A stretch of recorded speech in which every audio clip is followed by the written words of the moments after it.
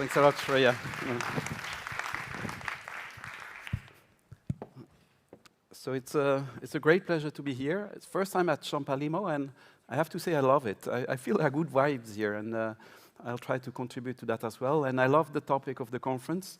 I love neurocybernetics, anything related to feedback loops, feed-forward loops. I'll come back to that later. I like it. And I think one of my first papers was in biological cybernetics. So I like that word and the topic. So what I'll talk about is animal locomotion. So I'm fascinated by animal locomotion. If you look at these wonderful motions we see in animals in all kind of environments, I'm really impressed as a roboticist and computational neuroscientist of this beauty of locomotion and this agility and energy efficiency. It's really superb. And what's also very impressive for me, all of this is controlled by a very similar control architecture. So the nervous system is much more conserved than morphologies of mode of locomotion. And as a roboticist, I find this cool because it looks like nature has invented like a general control it could download in different bodies over time and have this beautiful locomotion. So in my lab, we try to use a bit zoomed out approach to see key principles of this type of locomotion, seeing indeed how does feed-forward and feedback control principles interact in the spinal cord, mainly, to do locomotion, also in supraspinal centers, but we start with the spinal cord. Then we want to see a bit how, for different morphologies and different modes of locomotion, how these components have a bit changed role over time. It's conserved, but clearly, depending on the morphology, you want sometimes to be more feed-forward, a bit more feedback-driven, as I'll come back later. And finally, a bit more recently, we like to see how do the supraspinal centers interact with the spinal cord to plan and learn movements. And here I thought maybe, first of all, and here I really feel a robotics perspective can help. Like, as was discussed at the panel, I think we need to build things and we need to interact with the world. And having a bit an engineering perspective, understanding by building, I think, is useful. All right, so here I just wanted, maybe for the young people in the room, review 4 papers, which for me have been very influential to everything I do. So I just wanted to go back to these. The first one is this beautiful paper by Sten and Abdel, who have this very nice review paper where they compare the general organization of vertebrates control architectures from the spinal cord up to the higher part of the brain. And as mentioned, I think by Joe, this is a control architecture that exists for many hundreds of years, like millions of years, 100 million years. And it's surprisingly conserved, so that's the first message. And then if you zoom in into the spinal cord, which is a key part for locomotion, people have identified the key principles. The fact that you have circuits for the hind limbs, the front limbs, you have sub-circuits, neural oscillators, called unit CPGs, and of course you have feedback loops. And I think Bing, I missed your talk, sorry, but I think Bing and John have been one of the first to really decode exactly the neurons involved in CPG units in the Drosophila. Here in vertebrates is the same, but just with hundreds of neurons per unit oscillators, rather than the 3 or 4 identified in the Drosophila, but exactly the same concept. Couple oscillators, feedback loops, and embodiment. So this paper is beautiful. Another very interesting paper, conceptually, is this paper by Philip Holmes and others, where they very nicely discuss a bit the space of possible options, both in robots and animals, of how you kind of have on one axis more feedback-driven networks, like based on for instance, reflexes, like this would be little computational elements, this will be neural oscillators, and this will be physical oscillators, like mechanical oscillators, and in blue will be the neural oscillators. So on one axis, you could be more feedback or feed-forward driven, and on the other axis, you could be more centralized or decentralized. The spinal cord is more on this axis, but in principle, you could navigate this space and possibly change gain of coupling and changes over time. So very interesting paper. Other interesting paper is by Art Kuo and colleagues, who look a bit into this old problem of should we see locomotion as sensory-driven, like proposed by Sherrington 100 years ago, as you see on the left, or more CPG-driven, oscillator-driven, as you see like by Graham Brown, who did it on the right. It's the opposite, but you see what I mean. And what's nice in this paper is from an optimal control point of view, they show that to be the most robust against noise, you should do both. And it's a very set of 2 interesting papers that address this beautifully. Another very interesting paper is from a good friend, Akio Ishiguro. We work a lot together. He's a roboticist, but he showed very nicely how you could have couple oscillators. Let's say you could have oscillators. You could remove the coupling and just have local feedback coming in.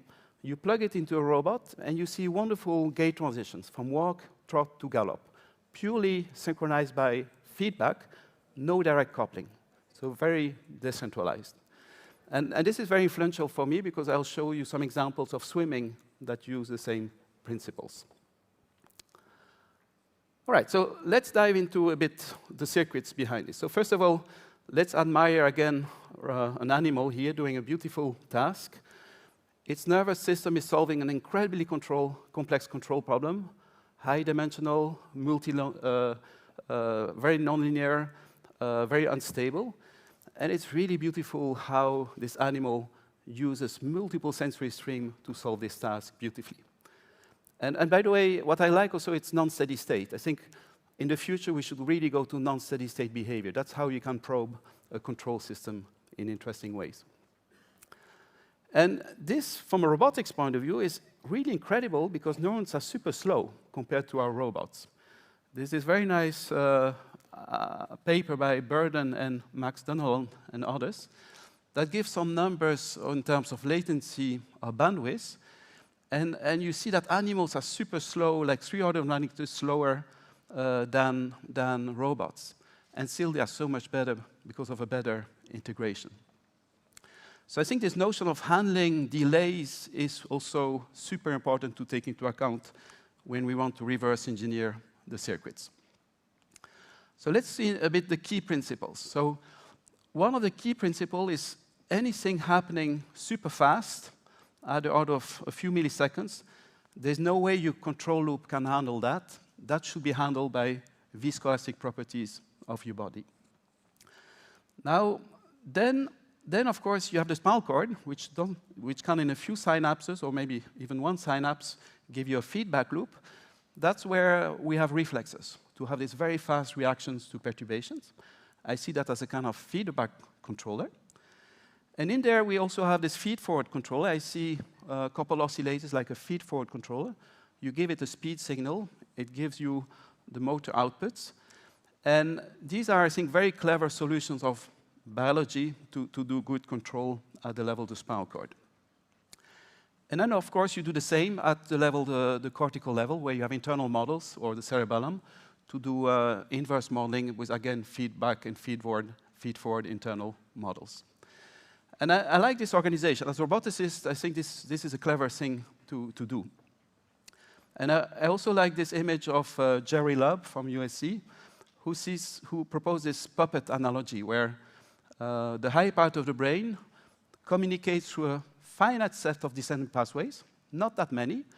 And like playing with the strings of a puppet, you can activate all these beautiful spinal cord circuits to do all the amazing movements that we do.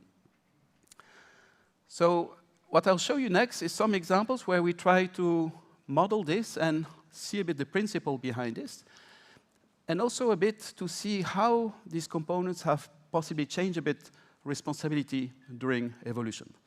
And this comes from a paper with Monica Daly here, where we have this hypothesis that during evolution, and the more mechanically unstable the locomotion became, the more, at the beginning we can be very much spinal cord driven, and especially CPG driven, we can be really feed-forward control. And the more mechanically unstable we became, the more we need supraspinal control, and we also need better sensing and state estimation. So it's a bit a hypothesis, but I'll show you with some models that this can kind of make sense, and our models support this hypothesis. All right. So let's go into now 4 projects, which I'll show, representing a bit this space of possible options of feed-forward and feedback control. And here, as some of you might know, my favorite animal among all animals is the salamander. I love the salamander because it's a very old animal that has this beautiful bimodal locomotion. And as an amphibian, it links nicely the fish community and the mammalian community. And here, at the beginning, we wanted to mainly study central pattern generators and how surprisingly simple input from supraspinal input could modulate CPG activity. So let's see how salamanders locomote. So they use the same type of swimming as eels or lamprey. It's called anguilliform swimming. And you see a nice traveling wave of bodily undulation appearing. And for fast swimming, they don't use their limbs. They're just folded tonically against the body. Now, if you place a salamander on ground, it'll switch to a quite different gait, which is a walking trot. Now, the body makes a standing wave, and now you have a very nice coordination of rhythmic movements of the limbs, which is nicely coordinated with the body undulations. And typically, the frequencies are much lower during walking than during swimming. And here, one thing that's super impressive is if you electrically stimulate the MLR, the brainstem of this animal, at low level of stimulation, it will induce a walking-like gait. If you stimulate a bit more, the frequency increases, like for speed control. But at some point, if you pass a threshold and you go above, it switches to swimming. So just changing the global drive input to this system, the spinal cord, makes a complete switch, a switch between completely different motor behaviors, just at the level of the spinal cord. So we were fascinated by that. So we with my colleagues, Jean-Marie Kabelgen and Dimitri Risko, who are neuroscientists, experts of salamanders, we made a model where we started with a lamprey-like swimming circuit, and we added on top these limb oscillators, which we know to be a bit slower, and we know where they are topologically in the spinal cord. And we wanted to see if we could replicate these gait transitions from swimming to walking. So since then, we have made all kinds of models, but that model was a very simple one, just based on Kuramoto-like oscillators. And people like Avis Cohen or Philip Holmes and Nancy Koppel and others have made similar models. But the idea is let's zoom out a bit. Let's simulate a local oscillator as just a nonlinear oscillator with a phase variable and amplitude variable, and that have the interesting properties of bursting like this. Plug in some saturation mechanism, which I don't have time to present, and then let's explore a bit if the circuit could do gate transition, speed control, and other things. And all of this was then validated on this salamander-like robot where we kind of approximated the body of the real animal. And what's kind of interesting here is we now have a remote control, and just playing with two analog signals, the blue arrows that you see there, we represent the stimulus from the MLR, the brainstem, to the spinal cord. And with that, we could completely control speed, heading, and type of gait. And here, I think what's interesting is this is really the beauty of central pattern generators. They are really super good entry point for descending pathways to not produce stereotype movement, but really to produce movements you can modulate extensively. Like here, for instance, to turn, we just stimulate a bit more the oscillators on one side than the other. The oscillators stay frequency locked, but you have a change of amplitude. To do speed control, we go a bit higher or lower. And here, with the remote control, at some point, we just go lower drive, and it switches to walking. And I think this is really the beauty of CPG circuits as found in the salamander. All right, so that's a bit older work. Now, a big question we had is, how do we add feedback on top of this? Interestingly, the video that I showed to you was completely open loop. Of course, we had input from the remote controllers, but there were no local sensing affecting the local oscillations. And of course, we know, even if we believe salamanders to be mainly CPG-driven, we still know that the feedback plays an important role. And here we started to go back to model eel and lamprey-like circuits based on what many other people have done before. And we wanted to focus on eels and explore a bit why eels are so incredibly robust. So you might not know this, but among all vertebrate animals, I guess the eel is the most robust against a spinal cord injury. And this has been showed in the past by Peter Wallen in Stockholm for his PhD thesis. And recently, Emily Standen at Ottawa also did the experiment. And what you see here is an eel that has been transected half an hour before. And it's really super impressive to see how robust this is. So what she's recording is EMG activities to make sure that below the lesion things are active. And what you see is really active swimming, where the whole body stays synchronized, and all the circuits below the lesions are active and synchronized with the high part of the spinal cord. And this is impressive, because in most animals, this will be dramatic, and you become paraplegic. But here, for some reasons, eels are incredibly robust, and they will resist to 1 or 2 transections in the spinal cord. Now, when you see this, obviously you answer, why could it be so robust? And quite rapidly, the answer is that there must be some local feedback or some input from sensing to make sure that below the lesion you stay synchronized with the body and with the upper part of the spinal cord. So this is then what we explored. We made several types of models where we want to see how feedback affects the rhythms and the synchronization. And we started by modeling mechanoreceptors in the skin. So we know that lampreys, for instance, they have mechanoreceptors that directly project to the local oscillators. And these are laterally in the skin, and the more you apply pressure on them from the water, the more they fire. And the idea was then to see, let's make a very simple model of the whole circuit, but now with feedback added compared to what we did with the salamander.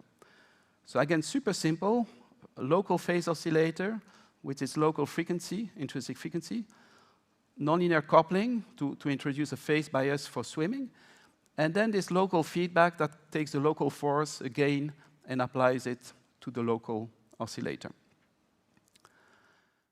And all of this was, again, tested on robots. So we wanted real physics, and we also simulate this, but here, to validate things, we put things on a real robot. And this robot has a very primitive skin.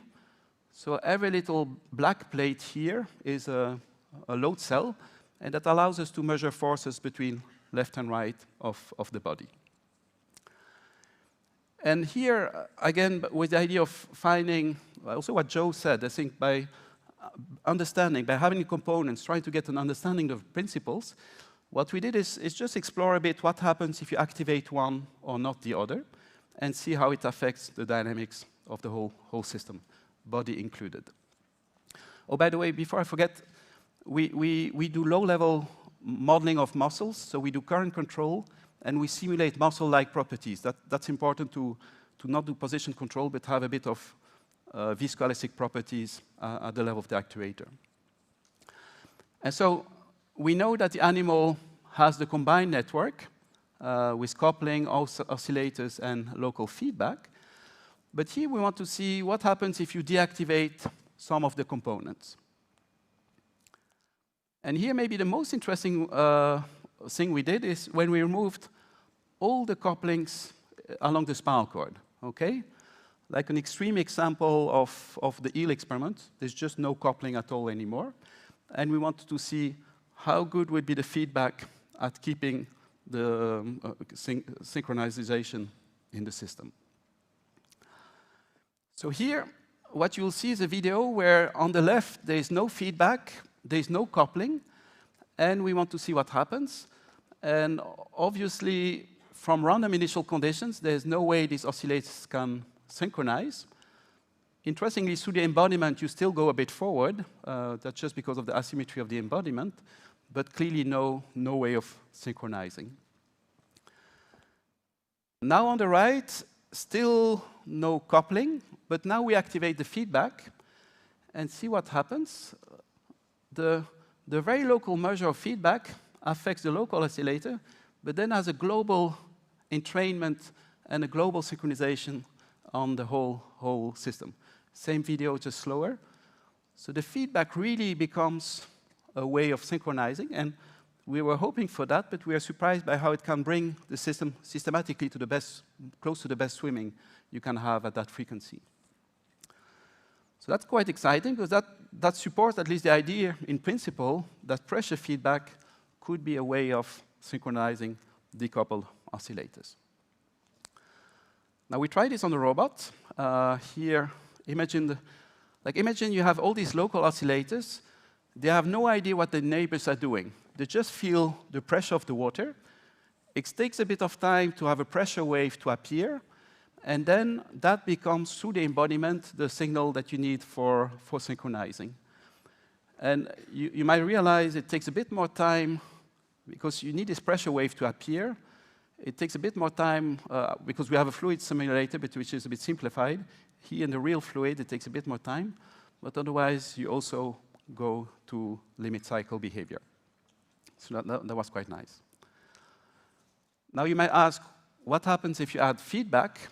So if you add coupling on top of the feedback, and look at this, the answer is simple, it works even better. Especially what's kind of obvious, you directly go into steady state. You don't have to wait for this pressure wave to appear. And that's obviously one good reason to rely a lot on your internal coupling, to be faster, to accelerate faster.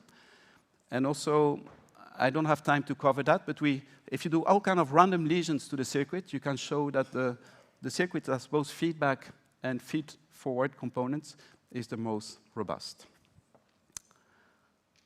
All right, so that was an older study. So now recently, like 1 month back, we published a new study where we address new questions. So the first question we address is, what happens if you add stretch feedback to the circuit? We know that the real eel has also stretch receptors. Interestingly, these are within the spinal cord itself, and we believe this plays also an important role. And we wanted to see, do they help, do they work well together? And the answer is yes. I don't have time to cover that. You can see it in the paper. We had this question of, could the swimming circuit help to go a bit on ground? As you might know, and I think in Portugal you have eels, or at least you have lamprey. I think they're pretty good at going from one river to the other over ground. So they can also do some kind of terrestrial crawling gait. And we wanted to see if the swimming circuit would help to do that. And the answer is yes. I'll show you that. And finally, we had the question of, why do eels recover so well, while many other animals do not, or maybe not recover at any time? Like salamanders, they recover, but it takes them 4 months to recover. Eels is just half an hour. And here we believe this is due to, probably eels have stronger feedback, and they have oscillators that more spontaneously oscillate than salamanders. I'll try to explain in 2 slides what I mean by this. So what we did in the paper, here's the paper. So what we did is basically do very similar things to what we did before, but now in red here, or with S, we add stretch feedback. We tried several topologies. Here you see one of them. And what you see here is experiments where we sometimes have stretch, sometimes pressure, sometimes everything, and sometimes subcomponents. And we tested this in water on ground. Here's a pretty cool video where, again, it's a decoupled network. The robot has oscillators, but they don't know what the neighbors are doing. And here, again, with simulated muscles, so the compliance is important. But here, again, the feedback, and in this case, the stretch feedback, allows to synchronize this and have a nice locomotion on ground. So it looks like a circuit that's mainly there for swimming can also contribute to do this obstacle-based ground locomotion. So here it's kind of pushing against the pegs. We were expecting the pressure feedback to be the main useful feedback, but in fact it's not so beneficial. The real one is stretch. The stretch feedback is necessary and sufficient to get this type of behavior. And now to go back to this impressive experiment of yield and robustness, here we wanted to see why is it so robust, especially because if you do a transaction like this, what's very dramatic is that you remove the descending drive, okay? And normally the descending drive, that's how you set the velocity and the frequency. High drive means high frequencies, low drive means low frequency. And in most animals, the problem is if you cut the drive, you get the frequency of 0 here, and all these oscillators become silent. And here, since we don't know what would be the frequencies here once you cut this, how does it spontaneously activate, we studied systematically how intrinsic frequency to be lower or higher in this part compared to the one above. So this is the ratio here. If you are here, that means oscillators here are faster than above. If you're here, the oscillators are slower. And we want to see, when you close the loop with feedback, with different gains, what is the region where you have synchronization? And here in green is a medium level of synchronization. And we find a whole region where, indeed, things synchronize very well. Or pretty well. So you see the video, I think, at some point here on the top. So it's pretty well synchronized, despite this transaction here. And here, this is an interesting video where we're a bit below the synchronization region. And you might not see it here, but it never synchronizes. The lower part of the body is always a bit lower frequency, so you drift, basically, between here and here. And what we believe is that the salamanders just don't have this spontaneous oscillatory behavior, and eels have this possibly even higher frequencies here, and that makes them robust. So that's basically our possible explanations. That what we see is that to be so robust, you need feedback to be strong enough, and you need this spontaneous ability to oscillate. So you need to be in this region here, and that's something that eels have, and salamanders not. Why? We don't really know. Probably eels, they have to swim like for thousands of kilometers without stopping. So it kind of makes sense for them to be very excitable in terms of the oscillators, to almost like swim by itself without needing drive. But we don't know exactly why. All right, so a final thing we're currently doing is, since we realized how strong an effect this local feedback can have on synchronization, we went back, we make new models of the salamander, and we explore what happens if you cut couplings also in the local oscillators. In this case, we assume they have some drive to keep them going, so they're not silent, but we just remove couplings. And we want to see, could the system still do some kind of synchronization? And it was surprisingly good. So it's a bit clumsy, so imagine every limb doesn't know what the other limbs are doing. Every part of the body doesn't know what its neighbors are doing, but they have local feedback. And it leads to surprisingly good gaits, better than we thought, showing again how this embodiment, as we were discussing before, how the embodiment and just extracting signals from the sensing, and of course on the environment, plays seemingly a big role in stabilizing these gaits. And the feedbacks we have is limb loading. Limb loading seems to be super important, muscle stretch, and the derivative of muscle stretch. So this looks interesting because we look into regeneration of salamanders, of how they regenerate the spinal cord, and we believe this helps them to regenerate quite well as long as the drive comes back. All right, so to summarize, CPGs are beautiful circuits to already modulate locomotion extensively, and therefore these local oscillators are very important. But now, during my career, I start to realize they're probably not so strongly coupled. So they need a bit of coupling. The coupling is useful. But I realized how much you could rely on the embodiment and the feedback to do part of your synchronization.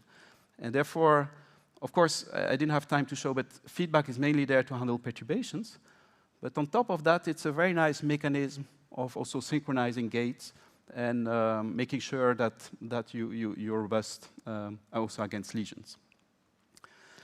And therefore, in the spirit of cybernetics, is indeed, I think we should see locomotion as a self-organized process where multiple feedback loops and feed-forward loops act together and are redundant, but provide this high robustness. Okay, so embodiment and physical interactions are super important. All right, so let me now switch to humans. How do humans locomote? Interestingly, it's still a bit a puzzle in the sense that out of the whole nervous system of humans, it's probably the brainstem and the spinal cord we know less. So these are really part of the nervous system we don't know so well. So there's still a bit of debate in the field to see to what extent, for instance, humans rely on CPGs or not.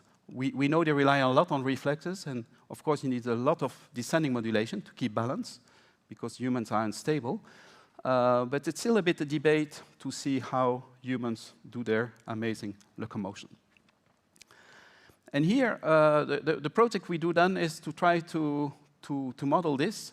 Oh yeah, and if you're interested, there's some indirect evidence of CPGs in humans. There's a review paper here, but no direct evidence.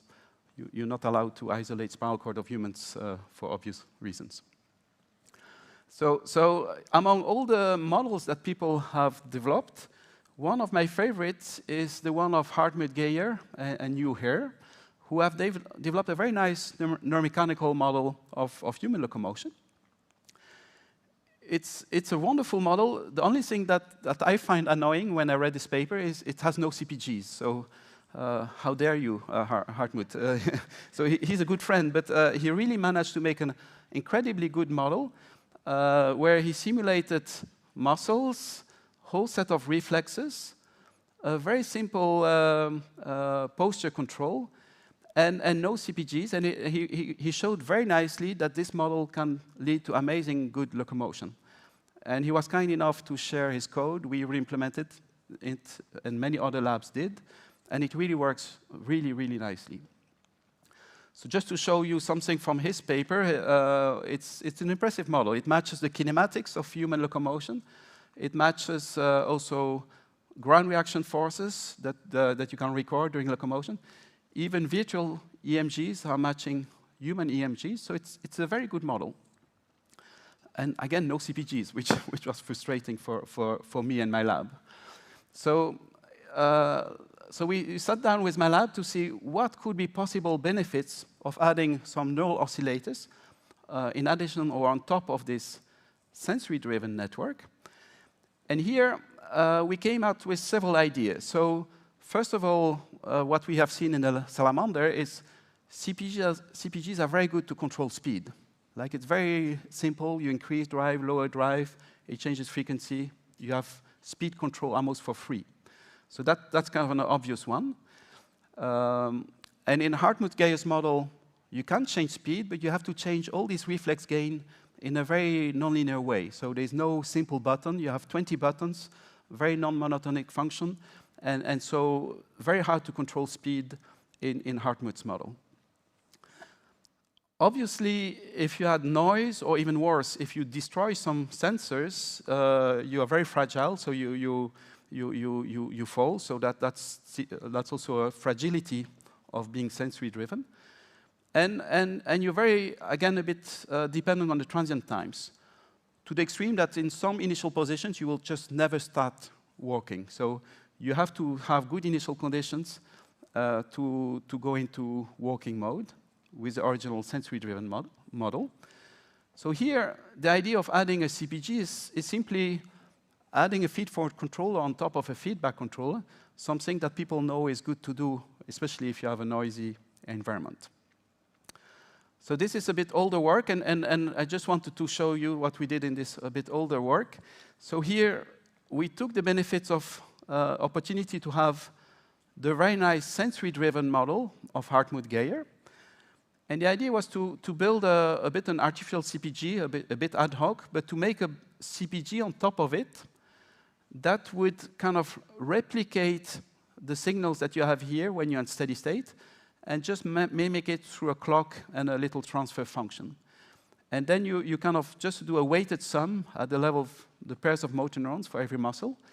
And that's how you merge a CPG signal with the original sensory-driven model. And the idea is that you still have these buttons to do frequency and possibly amplitude modulation by exciting more or not the CPG circuit. So that's one thing we did. The second thing we did that we took from Art Kuo, you remember I mentioned his paper where he looked into the optimal way of combining feed-forward and feedback.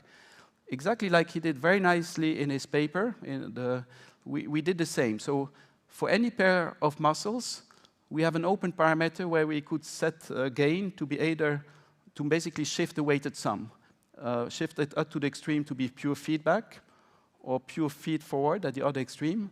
And any value in between would be some kind of a weighted sum of the two inputs. The reason we wanted to do that is we wanted to see is maybe some pairs of muscles, can they benefit more than others? So where is the role of CPG most useful in the whole network? Now, what we did is then, there were some, not that many, but still 25 open parameters, too much to set by hand. We used PSO to optimize these parameters. We had very simple fitness functions, mainly a desired speed and a minimization of energy. No imitation learning, just high-level targets, speed and energy, with then we ramping up speed and go lower speed to see how we can cover it. And this is what happens during optimization. And in just 200 generations, you get a very nice result here, very stable locomotion and implementation of the network. Now, I love this video. You know what? Because a bit unlike if you don't have muscles or if you do a direct policy learning in reinforcement learning, as maybe people do on bipeds, you rarely have as realistic-looking gaits. And here, even I love this one here. So this might be some of you after tonight, after the banquet. But it's really like, it's surprisingly realistic. Okay, you agree? Just having simulated the muscle properly, the reflexes, it's amazing. Any of these gaits looks pretty good. And why? That's because we have this spinal cord circuit here. That's really meant to help you to learn. Okay? So here then at the end we could learn nicely locomotion. And here what you see here is we play with a frequency input to the CPG. And we're just changing a single input. Now it's a bit more visible. We can cover a whole range of speeds up to quite slow speeds, as you see here. So a single control input, low dimensional, nicely controls completely the speed of locomotion. So that was nice. It supports a bit our hypothesis. And then also what was interesting is you don't need to add the CPG input to all muscles, all pairs of muscles. It's mainly at the hip muscle models that you have the biggest effect. And it's kind of what you expect, isn't it? If we see the limbs as a pendulum, it's at the level of the proximal actuators that you have the best control of the frequency, and the rest can be entrained by sensory-driven mechanism. And this was interesting because Monica Daly had found exactly the same thing in birds. She had done birds experiments, perturbed them in different ways, and we're seeing which of the muscles were more reacting to the perturbation and which less. And she came to the exact same conclusion, that it's the most distal muscles that are more sensory-driven. And now in this review paper, we have this hypothesis, and kind of we have support for it, that if you take more proximal muscles, they might rely a lot on the CPG input, high gain here, and not so much on reflexes. And the more you go distally, the more here you have the reflex gain being high, and possibly you can even ignore oscillatory input here. So it would be like a proximal distal gradient of responsibility within the limb network. That's still to be shown, but it seems to be supported. And here, maybe very briefly, we developed also 3D controllers, more with a robotics perspective, and a bit more complicated network. But Here, it's a pure only spinal cord model that is surprisingly robust against these perturbations. And this is, I guess, I don't know when is the last time you fell. I hope it was a long time ago. That's because your spinal cord is so amazingly good. It's really handling, without you thinking about it, handling incredible number of perturbations. Of course, yeah. If you get a big perturbation, you need higher control. But for low level and steady state, you don't need higher input. So yeah, still don't give up your motor cortex, but otherwise, it's surprisingly to what extent you can rely on the spinal cord. And maybe on a more serious note, that's also why it's so dramatic if you have a spinal cord injury. And it's really frustrating even, because it means your amazing, sophisticated control circuits are still functional, or they could be, but they just lack the input, the drive signals. And that's frustrating. And that's why my colleagues here, Jocelyne Bloch and Courtine, you probably heard them in the news, they have this amazing epidural stimulation that has really fantastic results. Why? Because they invasively have implants in the spinal cord, and they really reactivate all these circuits here, just benefiting, with fairly simple stimulation, benefiting from all this robustness in the spinal cord. All right. Last 8 minutes. Now I want to go a bit to more, how does the high part of the brain interact with the spinal cord? That's things we're looking into now. And it's a quite interesting question, is how do we plan our movements, how do we learn our movements, while taking into account the spinal cord dynamics. Why is this interesting? Because it means when we are deciding what we do, we are not in muscle space, we are not in joint space or Cartesian space. We are in this space here of playing with the strings to the spinal cord. And this is a very strange input space. So some of these strings affect many oscillators. Some will just affect a few of them. As I'll show you later, some affect reflexes, some change the posture. But it's a very non-uniform space, so that's a bit the bad news. But the good news, it's fairly low dimensional. So it's much lower dimensional than, for instance, if you had access to all the motor neurons directly. So there's really a compression. We're discussing compression before. There's really a compression of information transferring up and down through the spinal cord. And I think it's still a bit a puzzle to see how when we learn sports or when we learn to locomote, how we learn in that space of descending inputs. Now, if I just go back, normally I show this simple diagram here, but obviously in mammals, things are a bit more complex.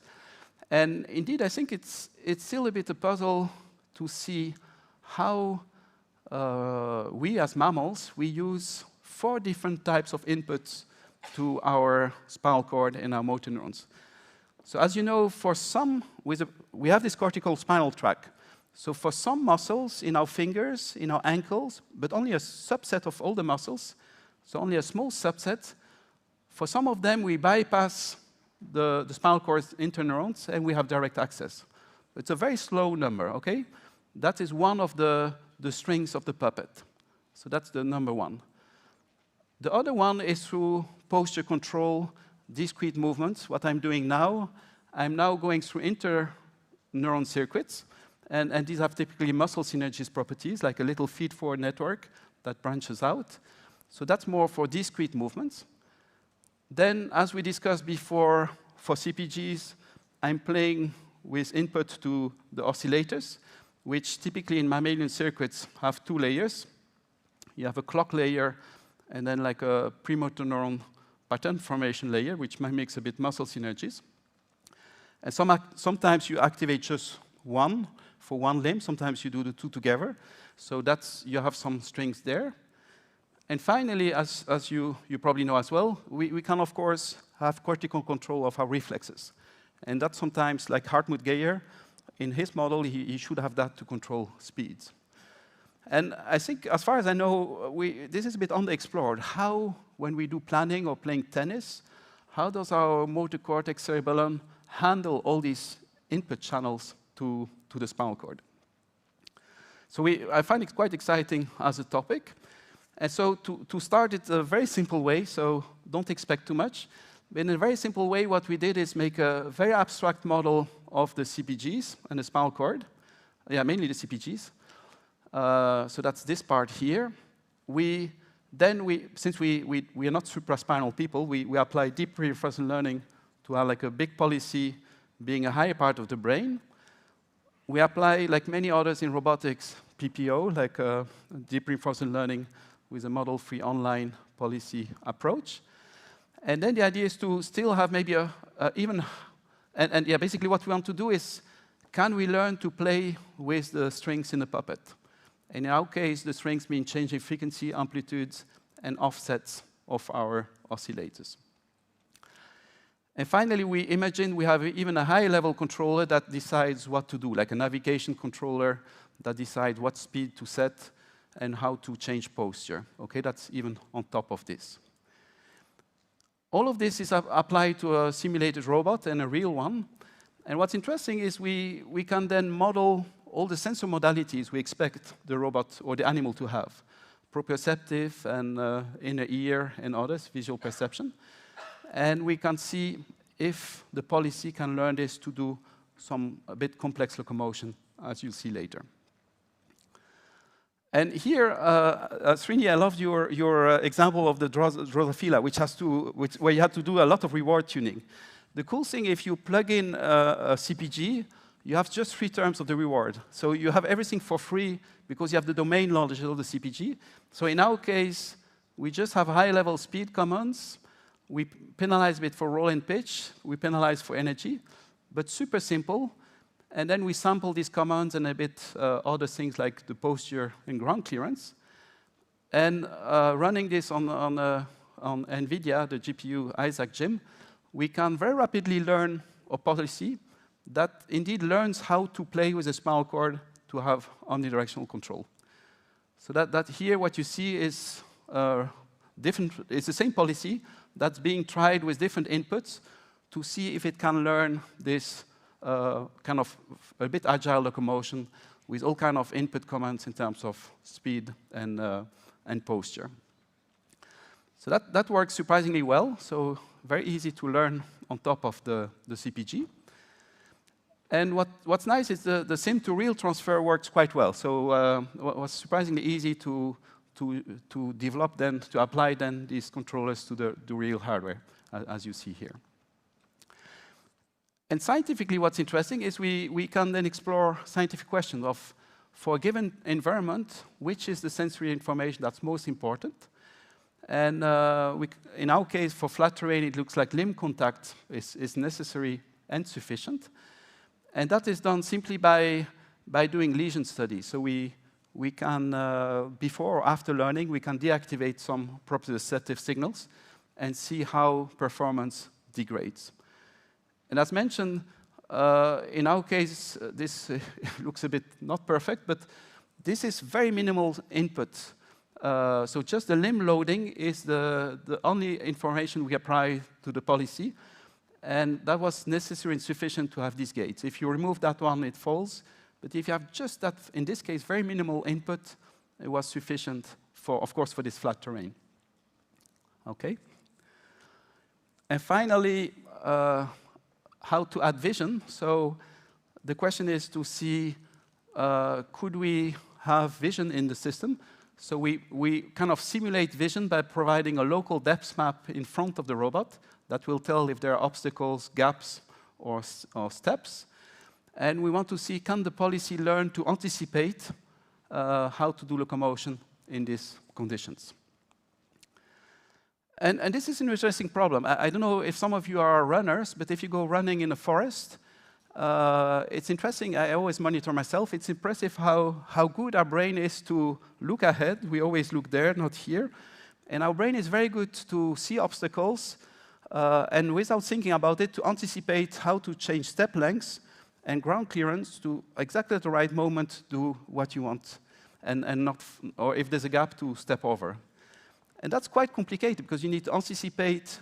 You need an inverse model of your spinal cord and the body, and you need to anticipate this. And we were happy to see that the supraspinal policy can exactly learn this anticipation and adapt the gain to different terrains. And it's now backwards. So this happy robot is able to do this anticipation, modulate in advance the commands to the spinal cord to modulate step lengths at the right moment. And I don't have time to go in detail, but in that paper we realized that this notion of avoiding to fall, which is called viability, is of course necessary if you have gaps in the terrain, but it's also to be useful on flat terrain. It could explain, for instance, why you go sometimes a walk, a trot, a gallop. It could be to improve viability, this robustness against perturbations, but I don't have time to explain that in detail. It's in the paper. And this also works on even more complex terrains. So if I just go back, so it works on surprisingly complex terrains with gaps that are quite complicated. Now, finally, what about stepping over things or climbing something? Then you need a bit more. Then you need a bit more sophisticated posture control. And there once we had learned this policy, we learned a new policy to do posture control and in parallel to let's say, the gait control. And we did that with colleagues at NUS in Singapore. And here, then we start to be able to do cool things, like having a little robot that's able to anticipate gaps, stairs, and do posture adjustments as you need them, especially like this part here, when it will do a posture adjustment to nicely step over things as you see here. Okay, so it looks like it's easy to do this modulation on top of the CPG network. And something we want to study more, but as mentioned at the beginning, it looks like, I think we have this multi-layered control to handle delays. And here, when we add delays, we're surprisingly robust to fairly big delays that we add on top of anything else to see if we're robust against it. Now we try to bring it to the real robot. To be honest, it's not super impressive yet, but we try to bring this to this real robot. Maybe the most impressive video for me is this one, which is blind. I was a bit disappointed with what we can do with cameras, because it's very hard to stabilize the cameras. But this one is surprisingly good for a blind animal or blind robot by running these two policies on top of the CPG. All right, so take-home messages. Yeah, so I think the nervous system combines very nice feed-forward feedback control. We believe this respective role has changed during evolution, depending on the stability of locomotion, possibly depending also on other things, like size, the frequency of locomotion, and if you're prey or predator. I can come back to that later. And we're finding that the spinal cord is a good substrate for learning because of this reduction of the dimensional space that you provide to it. And maybe a very important message is embodiment. At least for locomotion, don't forget embodiment. Everything has to go through the body, and many things you could maybe think it's due to control. You really have them for free from the body. And that's it. So I'd like to thank the people here, and thank you a lot for your attention. And maybe just want to show this. If you want to play with our simulators, you can download it here. OK, thanks a lot for your attention. Yeah.